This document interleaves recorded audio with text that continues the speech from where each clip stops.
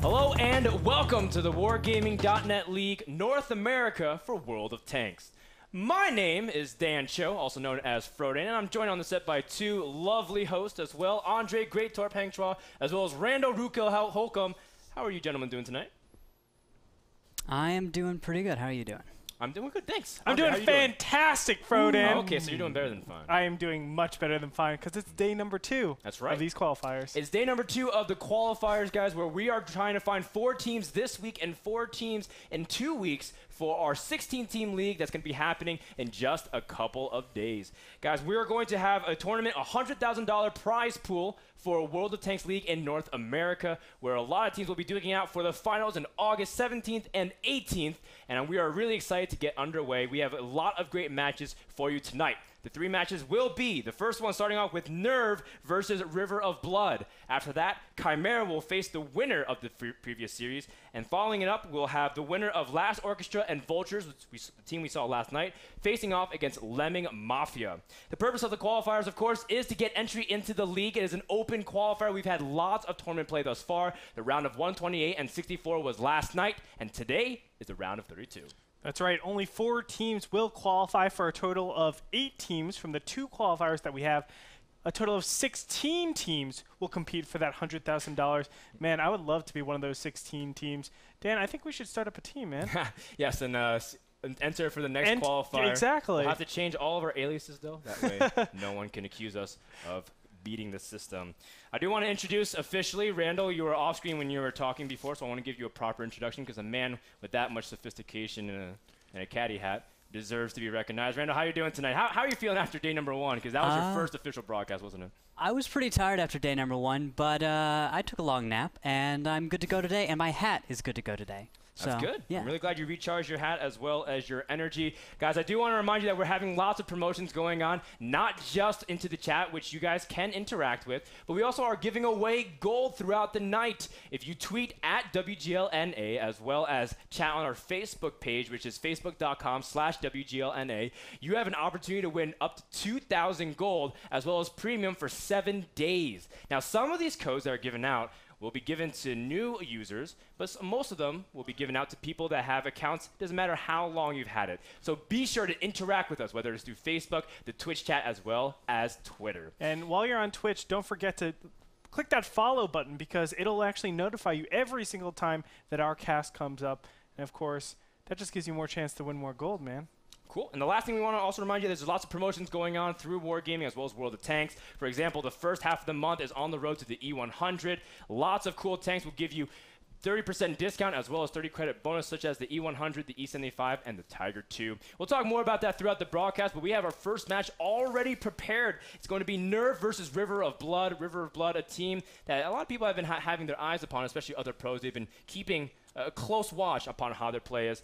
And considering that we saw their play yesterday, Andre, what can you expect of them today? You know, they just played all around really, really solid. I believe they had a pretty close series as well against War and Peace, I believe. And that turned out to be really, really nice. I can't wait to see what we see from them today in the second day of qualifiers. Cool. And it looks like we have the first map already chosen out. Is going to be Ruinberg.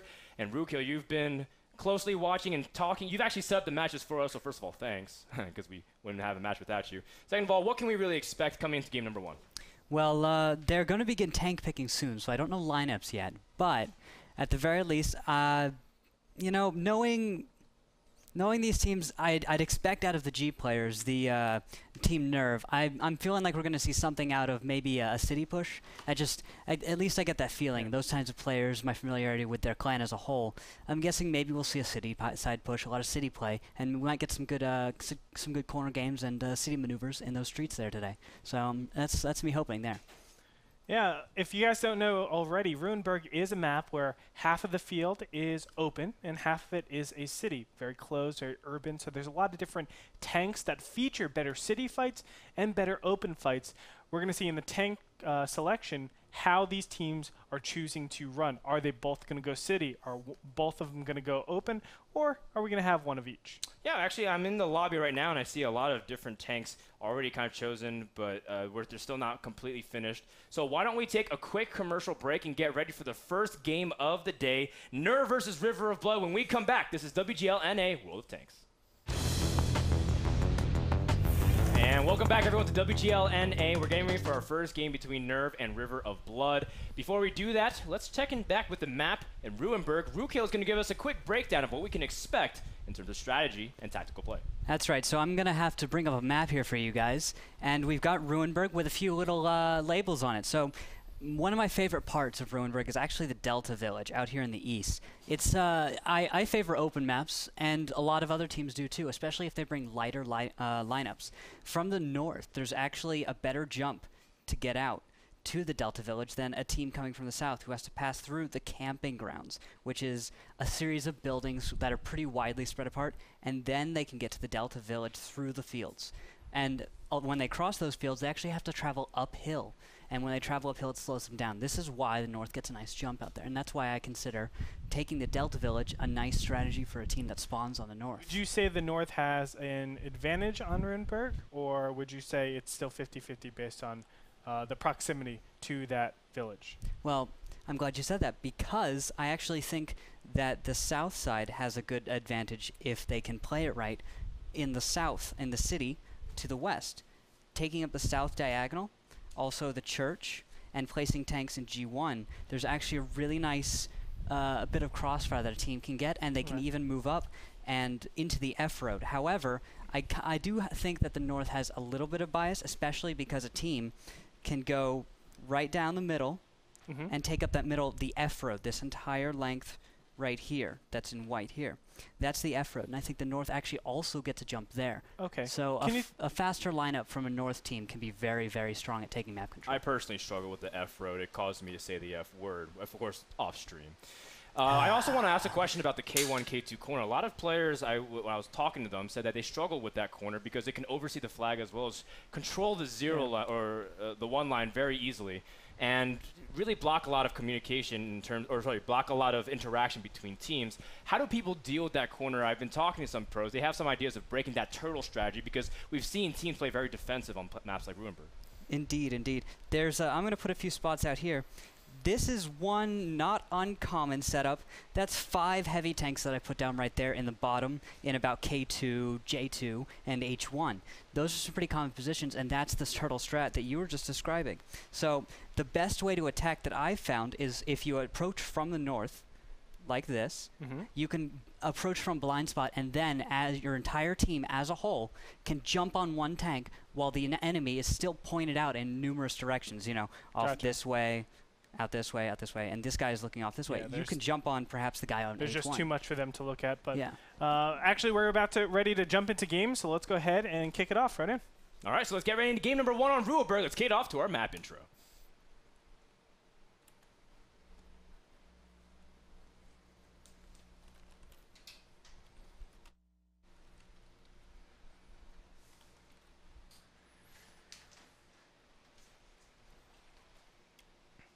Starting off on Ruinberg, Ruka, what do we see in our initial movement patterns? I'm actually seeing exactly what I was talking about. The north side taking advantage of their jump, and they're going to take the Delta Village. We've got Alex Zerv taking the lead on that, followed up by 2 IS-3s, and we've got T1 spreading out to cover the backfield. In the meantime, we've got 5100's Efficacy and Sloveni are actually going to take a slightly wider and safer route and still enter the Delta Village. All right, so Elway will be the trigger right now. He's getting picked off pretty fast here. And he's definitely going to go down. Of course, he's only in a T1 against an entire army. You can't be a pub star here or there. But you know, what is the reaction? Whoa! They're just letting him go. It's a cap fast. They don't care about that T1. They want to get to cap as soon as possible. All right. Get on that cap. Doc Golm's going to be in front. Hopefully, they'll put an IS-3 in front of him, and they're going to try and cap as quickly as possible. They're not going for the screen. You can easily go across that little valley into the houses all the way on the far side, but it looks like they're just going to take their stand here. And here they are stacking their IS-3s up against each other back to back. This is actually a well-constructed strat. They've planned this. They're going to hide laps behind them, along with Arg. And although we have Alex Zerv coming around to the back, they're still going to have to play corner games. So this is a game of focus fire. That's right. And it looks like River of Blood is taking the advantage here. A lot of HP removed off their opponent's team. Still, oh wow, 2 tanks just went down as I yeah. Independent and Sloveni both got themselves too exposed and went down. The IS-3 wasn't quite playing corner games the best, most efficient way, and he's gone down. So now, even though there's a bit of a flank, I'm really thinking this cap isn't going to be able to get stopped. We've got Labs completely covered, and some IS-3s in a really great stack-up spot. The counter is down. The base has been captured. Immediate first strike here for our red team. Wow, what do you believe Nerve is able to come right out of the gates with that strategy? Rukil, we spent so much time. We spent 2 minutes talking about strategies, but you didn't talk about that one. Well, cap fast is that one's a little interesting. Cap fasts happen, but it's hard to predict when they'll happen. Usually, I expect a cap fast following a victory, a team trying to catch someone else off guard. They get a win, the other team is a little bit fractured, not quite sure of what to do. Then, cap fast. That's how you take a team that you've already beaten once and you beat them again. That's 2 wins right in a row, and in cap fast, sometimes it happens. It works pretty well. They're going out guns blazing, though. I mean, really, really quick win right off the bat. Now, Rukil, I just want to ask you really quick, is a cap fast theoretically sound on a map like this? This might be one of the maps that I'd say, yeah, it does. Was at least attacking the north side of the map. If you were to cap fast the south side, I'd say that was a bad idea. But the north, you had that nice big wall that they were able to stack up against. The enemy was out in that field. They were completely, they had to cross back through the open field. They didn't have any really good cover to shoot back at the guys on base. So the cap fast, which was actually really well done, those IS-3s stacking up against each other, that was really good. They protected Laps very, very well. Well, game number 1 goes to Nerve. It's a best of 5. How will River of Blood react? We'll find out after this commercial break. Don't go anywhere. This is WGLNA. Hey, this is Mac G from Team Simp, and you're watching World of Tanks.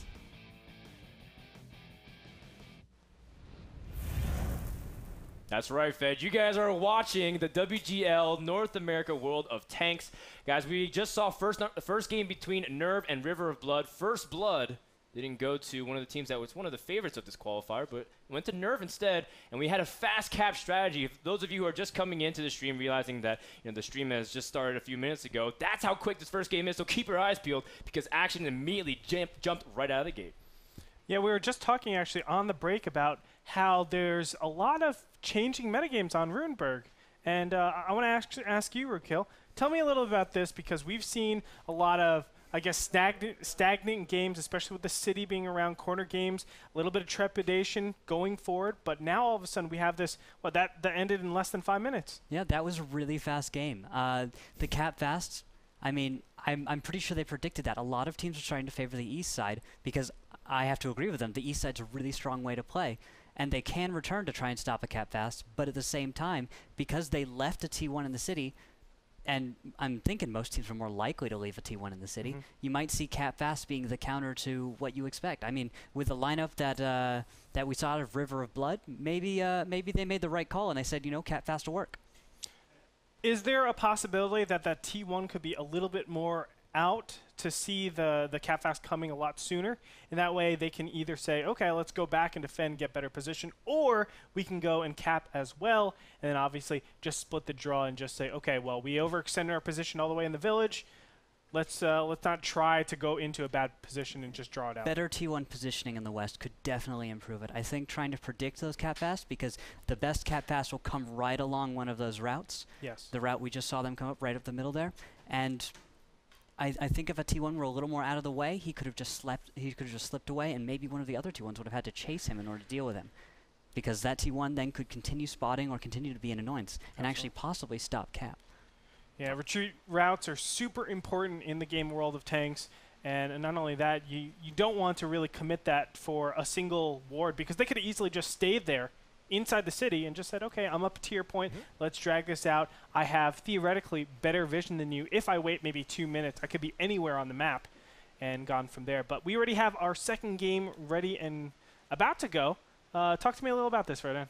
That's right. The next map that's been selected for our upcoming battle is Steps. Steps is a much more open map compared to the city map we just saw on Ruinberg. And Rukil, are you prepared to talk us through some strategies that we can see on Steps as well? Show us some more illustration. All right, give me 2 seconds and I'll actually have that up for you. Yeah.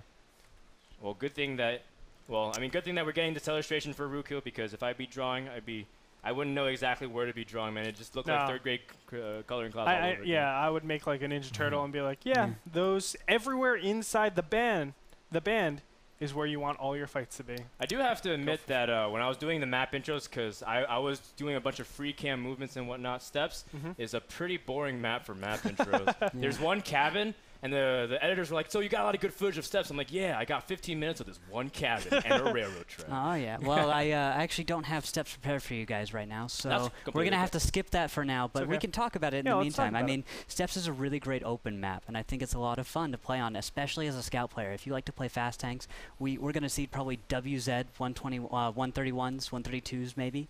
Probably 132s. I'm sorry, but I don't understand what you just said. Can you repeat that in American? Oh, Wheezies is their nickname in America. WZs? Oh, come on. You said WZ.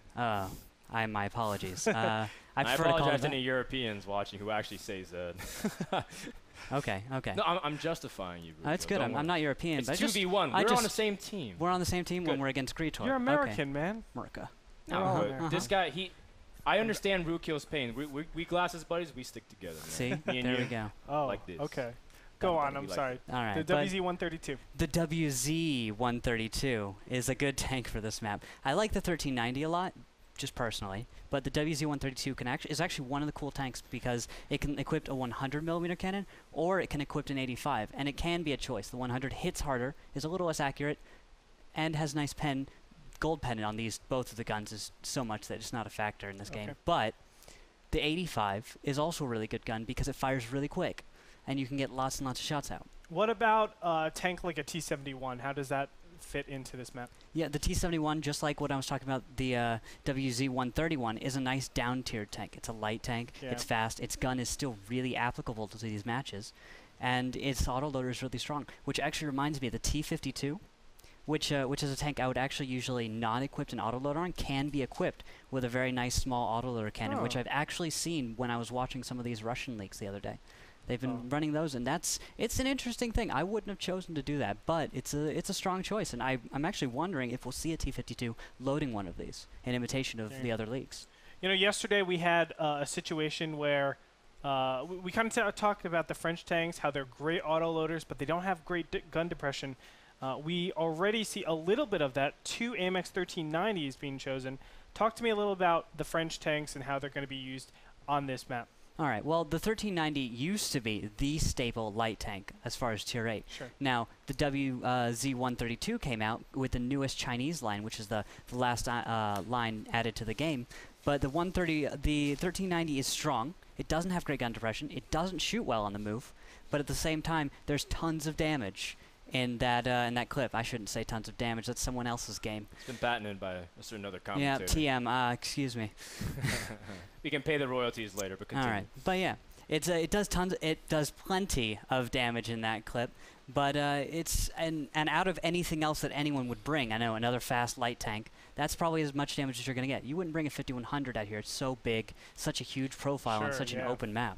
Well, we can already see the tank lineup already. A Lorraine 155-51 is going to be chosen for Team 1. T69, T52, or excuse me, T50-2. Two of them, of course, T1s, AMX 1390, and it looks like they're still picking their last tank. All right, now, Rukyo, you were telling me the other day that you're very hesitant about spending so many tier points on a artillery, let alone the Lorraine, which is in this case it's 7. What's your opinion on that kind of choice right now? Yeah, I favor smaller, being very point efficient with your artillery and bringing the smallest possible one that can do the most damage. However, some teams still like to put 7, 8 points into an artillery piece, and the Lorraine is actually a really strong one because it moves so well. It moves very fast. It has a very decent splash. A very good arc. It just is a very well-balanced kind of artillery piece. It has a little bit of everything that you want in an arty, especially the ability to move. If your arty is slow and just unable to get around the map, you're going to run into some problems later on, especially taking on light tanks, which are going to jump on your arty eventually. We saw a lot of Object 261s being used yesterday. How is the the Lorraine going to be operating differently than what we saw yesterday? Well, actually, I'm thinking we might see something very similar to that way. The Object 261 is a Tier 8 arty that actually moves very quickly, fires very quickly, similar to the Lorraine we're seeing here. This could be considered a more point-efficient version of that Object 261. The Object 261 being so fast, having all of that little stuff, but the low arc. Slightly higher arc on the Lorraine. So that might be why they're choosing it. All right, cool. So the last question I want to ask you, because we're about to get the last couple of picks in, is where are the areas that we're going to be seeing highly contested in steps, if any? Are teams going to is there a fast cap strategy possible on this map? I think it's so open that you won't be able to do that. A fast cap would have to come through the middle road. It would have to come right down the middle, and generally someone, at least a T1 maybe, will spot that middle road. And teams find it easy enough to defend their own bases due to some nice hill coverage around them. Okay. Cap fast, probably not applicable, but if they pulled the one off, if a team pulled one off, I'd be really surprised. All right, so that's going to be the first words. I did get a word from our producer that we have a correction that River of Blood actually won the previous match, which confirms why they said that they were one of the strongest teams in this qualifier. So they are up 1-0. And we apologize for that inconvenience. The teams were mislabeled. We're going to take a commercial break as we get the final tanks sorted for the WGLNA World of Tanks. Don't go anywhere. We'll be right back. Welcome back, ladies and gentlemen. We are about to step into game number 2 between Nerve and River of Blood. River of Blood is up 1-0 in this match, and we're going to move over to steps. Let's take a look.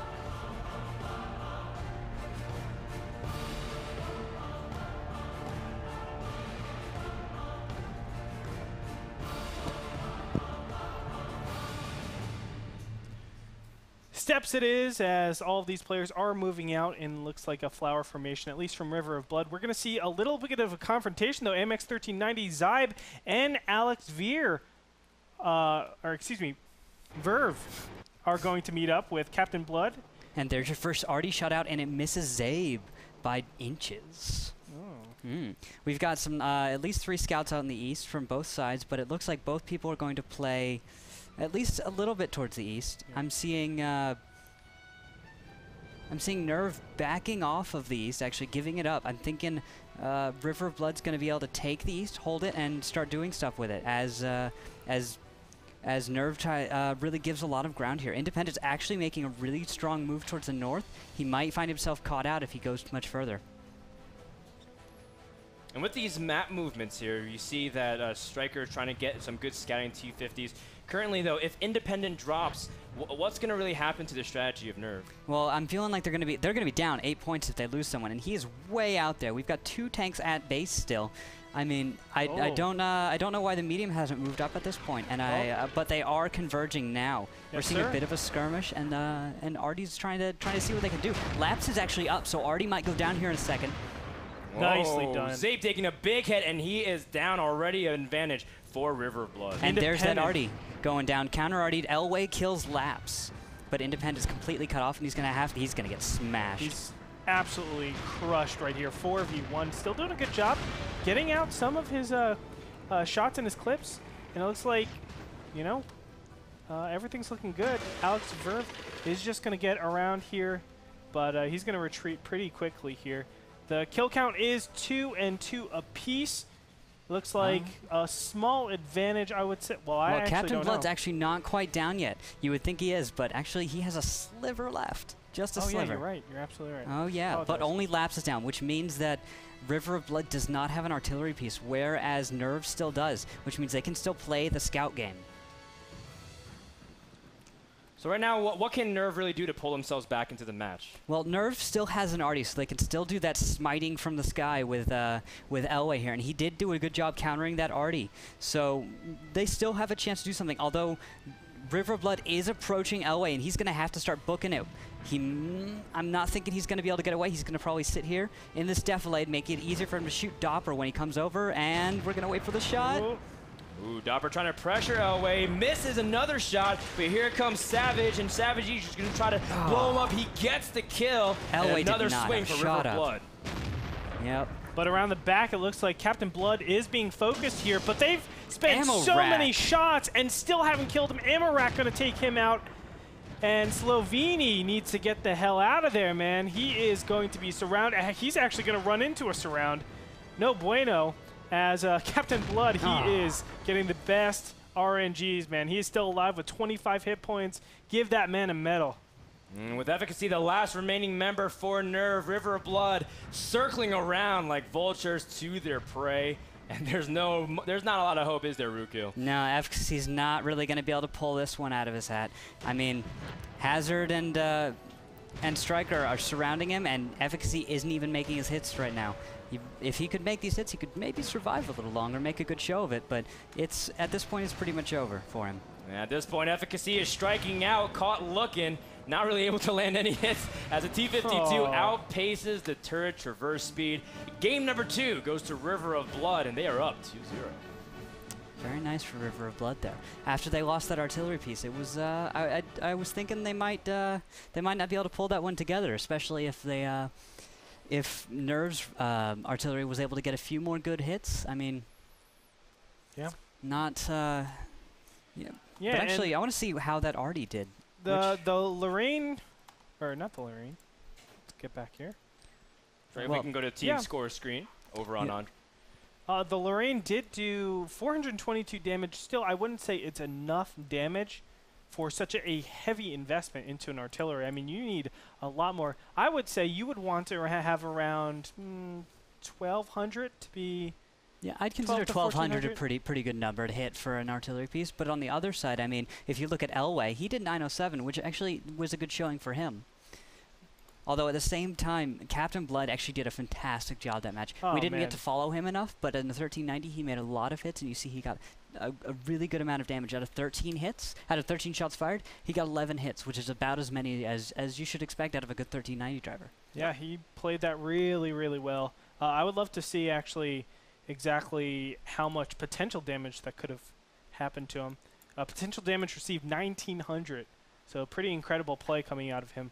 And as you said, damage done 2631, shots fired, overshot direct hits 13 to 11. So everything's looking really good. A really well played AMX 1390, especially because I've played AMX 1390s. I'll do like 20 fires and like 4 hits. Yeah, because I don't know how the heck to play that. Yeah, those shots go really wide. Making them count is very, very difficult. Although I wanted to point out that I was kind of disappointed in the T-52 play out of Sloveni. Right at the end, he really could have finished off that 1390. Yeah, and that could have been pretty huge for the team. Between a 69, some T-52s, they could have done something with that. Yeah. But those hits went right on over, and he has the nice fire rate out of that 57mm cannon.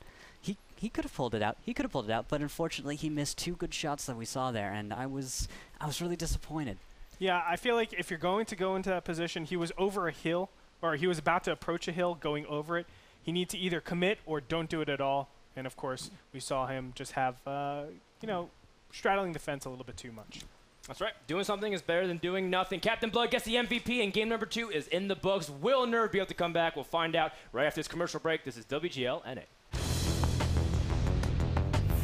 Gentlemen's and more gentlemen's watching in the chat, thank you so much for tuning in to WGLNA. We are currently in the middle of a series between Nerve and River of Blood. River of Blood is up 2-0. It's a best of 5, so everything is on the line for Nerve. It's single elimination, so this is the only life that they have. Greetorp, what's been going on for those of you who may be tuning in and don't know what's been going on in the series? River of Blood, just by the first 2 games, has been just outplaying their opponent's Nerve. I mean, the first game we had a very fast cap, and they were able to defend it very easily. After that, we met up on steps. There was a lot of good trades, but we saw just individual tactical play by certain players that was just outstanding, gave them the win, and that's why they're positioned right now at 2-0. And it's been solid play. Got to give, again, props to the River of Blood for executing their strategies really well despite losing their Artie early on. Now we're going to move on to map number 3, or battle number 3 on Angst. And Rukil's been setting up his telestration abilities and is ready to give us the throwdown. Yep, I'm ready to show you guys all about my map here. All right, so Ensk is split into 2 parts. We've got the train tracks right here down the middle, which is quite a lane to be caught in if you find yourself pushing down. So generally most teams consider it to be a really poor place to go.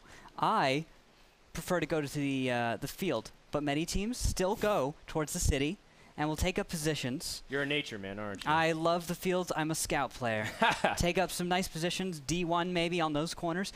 And there's 2 windows here and here. Those are really good spots. You have a nice view all the way down to other windows here right next to the track field. It's actually two windows almost parallel to each other like that. So lots of peeking that we can Oh expect. yeah, you've got some nice windows there. The from the south though, you can expect a team to also not go to the tracks. But there is a nice little spot that I'll talk to you guys about where you can go through the tracks and actually find yourself into the east side of the map.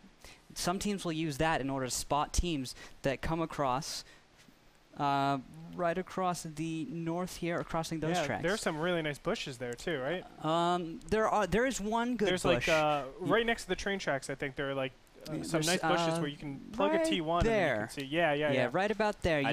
We could stick a exactly? Team 1. That's about Echo 7. Right there in Echo 7. If you put a T1 right in that bush, you could see some stuff. However, he won't be able to escape, so I generally wouldn't recommend trying to find yourself into that bush without some really strong support. Gotcha. Yep. A couple T1s already picked for these teams. Let's take a look at the train room to see the progress of tank selection. We can see a couple T1s, an IS-3, as well as 5100. Pretty standard picks. Angst is a map where we see these generic, the usual 15 that we see, right? The T69s, the IS-3s.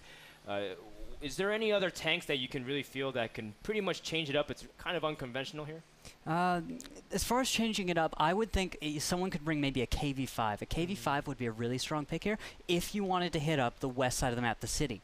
The KV-5 with some nice, with some good play, strong reverse angling on some of those corners, you could absorb quite a few shots, put out some good damage while you're doing that, and other tanks like IS-3s, 5100s might have a little trouble with you.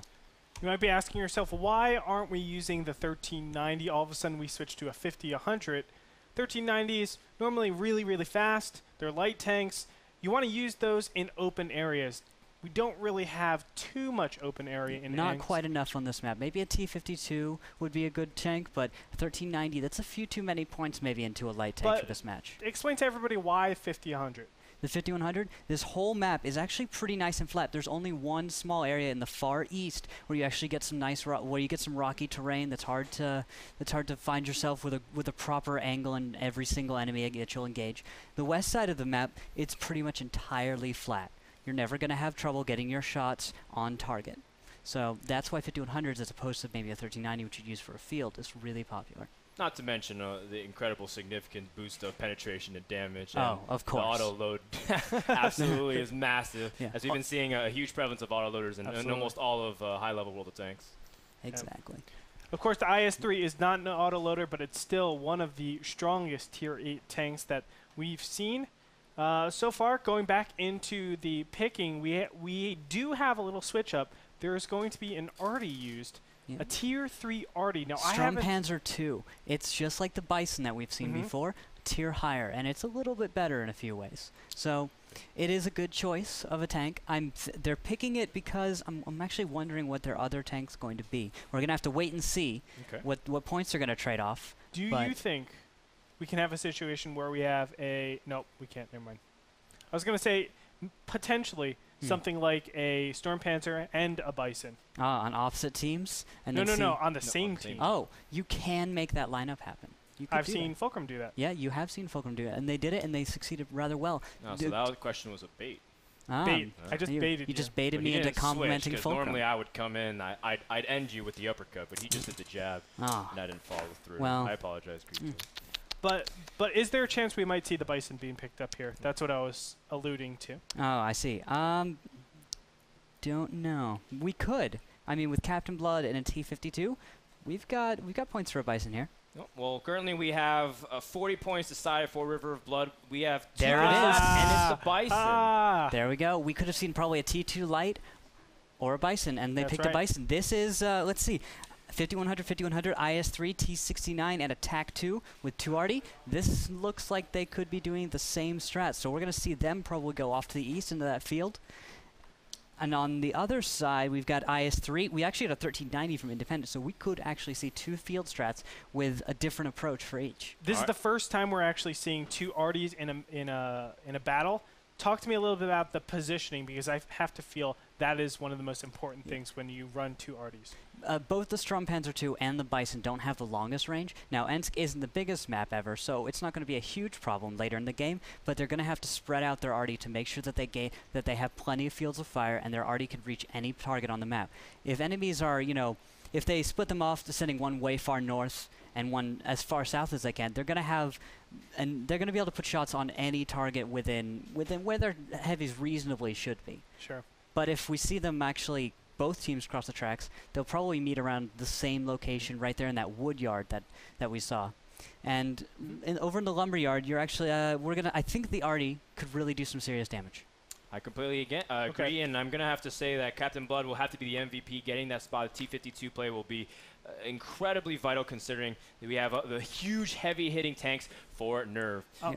Oh, go ahead. All right, so I'm going to actually illustrate something for you guys real quick. Because I wanted to show you. I thought maybe, different. the lumber yard, I was describing it, but I need to show you. Right out here in the east, the lumber yard. And right on the EF line here, I'm expecting both teams to come on in here.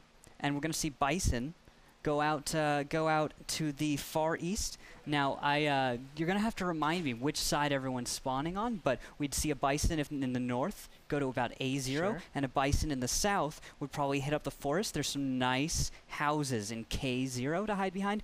Both Bisons can get some nice cover there, shoot over that cover and stay safe. They can also get some nice shots on any corners that would be exposed to that angle. You think of it. West control is going to be super pivotal, I would say, for River of Blood. Yeah, bringing that T1, I'm expecting there's going to be some kind of engagement in our game. Okay. One of the T1s will come out on top. Well, actually, wait. We no, don't have a Bison. There are no T1s. Yeah, there will be a T1 that comes out there. He might be able to get into the backfield and do a fast cap if, who is that, River of Blood overextends himself. Okay, River of Blood will be starting out on the southern side, and most of the rolls, the randomness, draws them all the way in the southeastern side, so their ability to go over to the west isn't as good, but let's step into Engsk. That's right. Let's get ready for game number 3 on Engsk.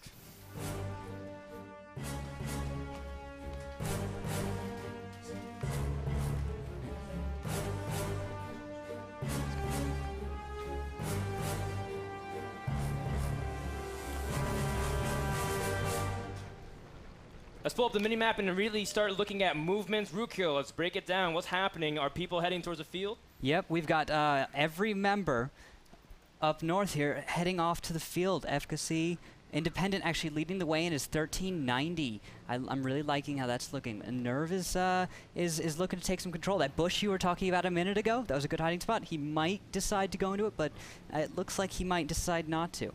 Actually, he's going to turn around, and we're going to see Zabe and Sloveni start to look down that same lane. They're expecting someone to come out, and we've actually got Alex Irv. He's in the train tracks right now, so he is a bit exposed if he gets spotted. He's not going to have much of a place to run to, but we're seeing a decent spread. And actually, Efficacy was spotted out. Yeah, he was spotted and immediately got shot out. There was a small little chunk of HP that was taken off, but they know now the AMX 50-100 and 2 IS-3s just popped out into vision. T-52 is able to see that. Let's see if we get any shots from those arties. Captain Blood's going to be able to get away from this. Alex, though, is waiting, stopping, waiting for a shot. If Captain Blood turns left, he could take a hit, but no, he's not. Oh. Actually, we're going to begin the engagement now. Striker's backing off here, and Hazard takes a shot at Independent, but actually bounces. Hazard actually bouncing, shooting gold rounds in a 50-100, bouncing off a 1390.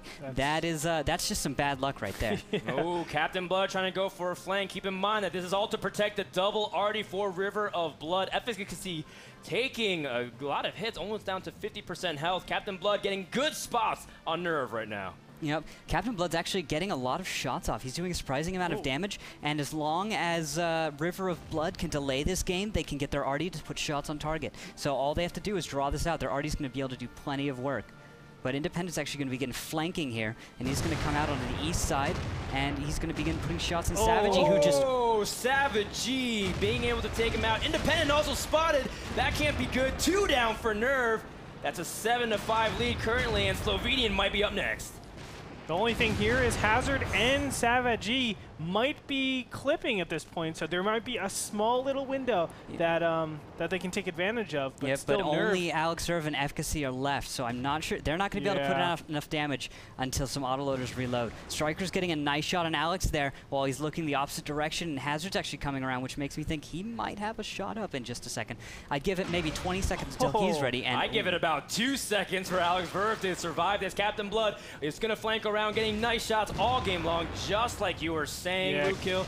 This is fantastic play from River Blood. I love that T50-2 play. It was so well done. Lit everybody up on top that's still staying alive and taking it home for the team. Only 2 tier 1s left, and they're going to be all the way in the northern area. Yeah, they really didn't do much in this whole match. They probably could have been used to at least absorb a shell or two, but but they just sat in the back the whole time, even while we saw Captain Blood in that TAC 2 in the fight. Every tank of Nerve not in the fight there. River Blood having everyone. Nerve leaving 2 T1s. That's 2 points out. Absolutely, and you can still use their carcasses as a way to hold down. Exactly. That is a great way to hold down. And it can be pushed around, so it is mobile cover. Correct. So I think that's so valuable that they weren't able to use that. Both misses on Nervy here, Doc Golem and Hazard. Come on, guys. Make your shots count. At this point, you're just playing for the stats, as 7 are down, which means no cap necessary. River of Blood sweeps it away on the back of great play. Fantastic, and congratulations as they move on to the round of 32. That was a game that was supposed to happen yesterday, and now we are officially going to have River of Blood versus Chimera coming up next. Ruki, let's go ahead and revisit that. Let's pull up that map again to Tellerstraight and talk about a little bit of the map movement. What went so wrong? Because it seemed like Nerve was charging down the train tracks as you were emphasizing it so much. Yep. They were being really aggressive. Did they just fall straight into the palm of River Blood? Were they expecting that? Well, from the north, I wouldn't have said going down the train tracks was actually the smartest idea. I would have said going around to the outside would have been the best idea. But we had a bunch of tanks all up in about the G78, H78 area. They were grouped up, ready to go, and we actually had Artie out here in the east. They were able to get some nice shots in on the targets, but I mean, the team fight wasn't fast enough. They didn't focus fire. They could have gone in there more aggressively, and the Bison's Strumpanzer might have been less effective in that match. Yeah. But I have to really ask, what type of strategy would Nerve be beating doing that line? Because I have to feel when you are running 2 Arties like that, you're going to be a little bit extra defensive. You want stagnation. You want to get as many of those fires off, meaning a lot more time in the game than anything else. So you are going to take that very cautious step while you're stepping over to the west-hand side. Does the line that Nerve took accomplish anything to really take advantage of the lineup? They could have caught them off guard. That was what I was thinking. Maybe they could have caught them off guard, but you saw Captain Blood get a really nice spot there. He lit up some tanks as they were moving down the line. That exposed them. We saw one of the 5100s take a hit. At that point, they probably should have stopped, backed off, and tried to reevaluate the situation and their entire approach. They didn't do that. So we see that they walked in with less health, and it didn't work out in their favor. Well, if you can look at the damage report, the story tells it all. Great balanced damage, all from River of Blood, and well, I guess Dopper was there for the tier points to make sure it matches up. I'm just playing Dopper. You were also a valuable member. Only one member from River of Blood going down that entire game. I gotta say, man, Striker was able to absorb some good damage and was able to position himself perfectly while being able to isolate 1v1 engagements, finishing off, not necessarily being able to kill an opponent, but finishing off lots of plays by being able to initiate lots of damage. Great job, again, by River of Blood. We're going to take a commercial break as we get ready for our next match. It's going to be Chimera versus River of Blood. If you're fans of them, we'll keep watching because more is coming up next. This is WGLNA. Don't go anywhere.